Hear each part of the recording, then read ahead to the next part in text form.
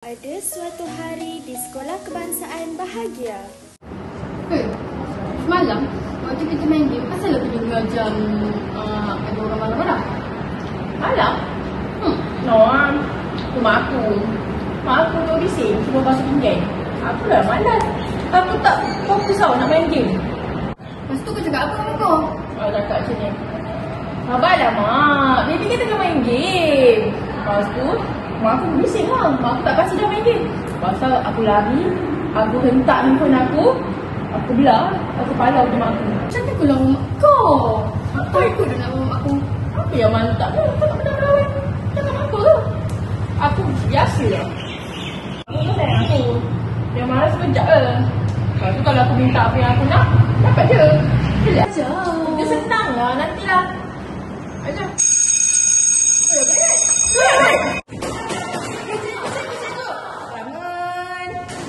Assalamualaikum warahmatullahi wabarakatuh. Ustazah Aira.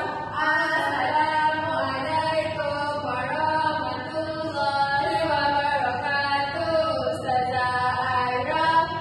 Okay, waalaikumsalam. Boleh duduk semua? Terima kasih Ustazah Aira. Okay, semua hari ni semua sihat tak? Sihat.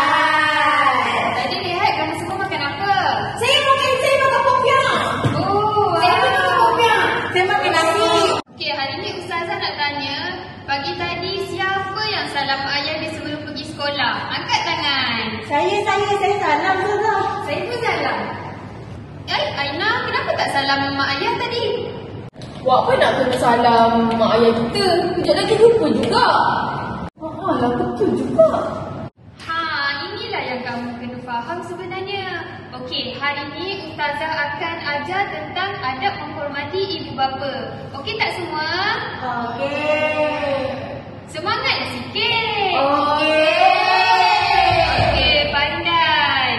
Ustazah, tadi kan waktu rehat Aina kata dia palau dengan marah mak dia.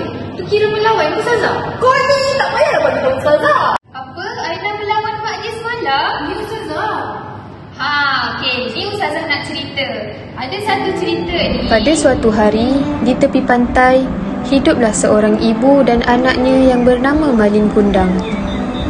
Sejak suaminya meninggal, Ibu Malin bekerja keras untuk menjadi tulang belakang keluarga mereka. Malin dah bangun, selamat pagi. Ibu nak pergi jual ikan dulu ni.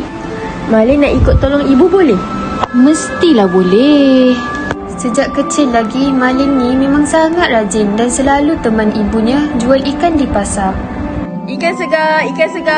Akak-akak mari beli ikan segar. Walaupun Malin ni kecil lagi, tapi dia pandai sangat dalam berniaga. Kak, saya nak 1 kilo ikan ya. Saya juga 1 kilo ya kak. Okey, baiklah. Kejap ya. Ibu mesti penat. Satu hari ibu kat pasar.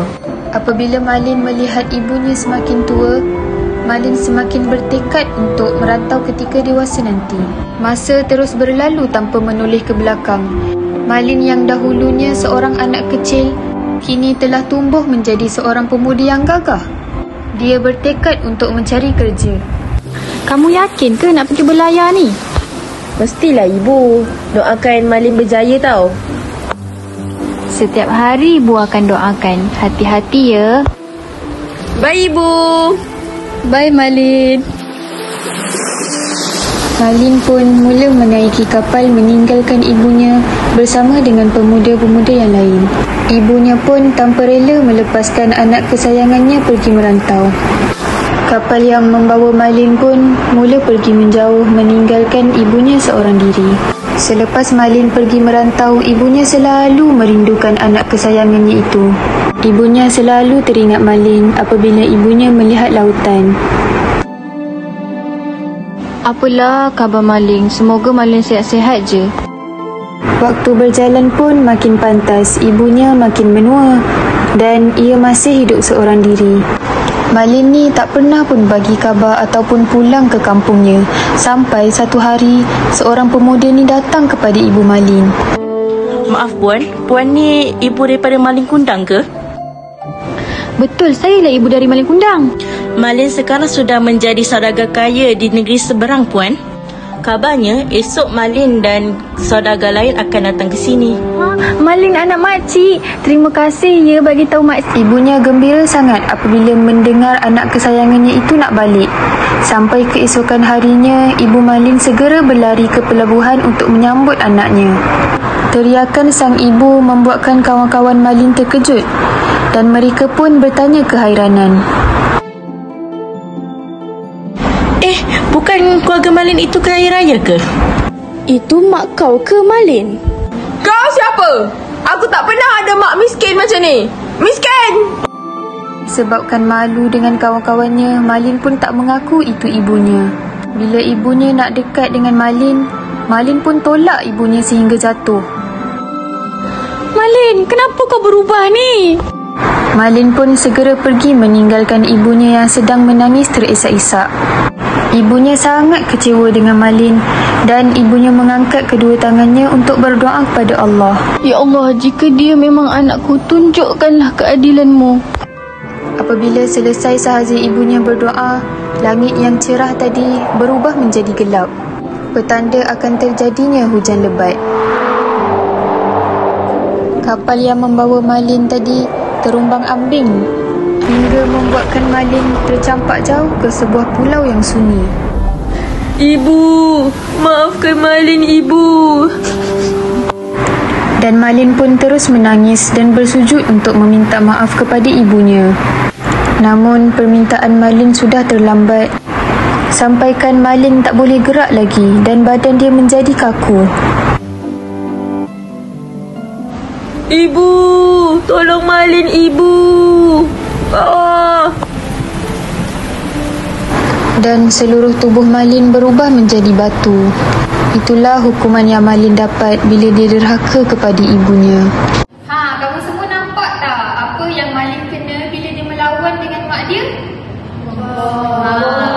Okey, tak apa. Balik ni kamu semua minta maaf dekat mak kamu sebab kamu melawan semalam. Okey? Okey. Tak jadilah nak suruh kau ajar aku. Kok aku jadi batu? Aku pun balik ni nak kena minta maaf dekat mak aku. Betul tu. Okey, bagus semua. Oh, masa ustazah dah habis dah. Okeylah, kita sambung esok, okey? Okey, ustazah.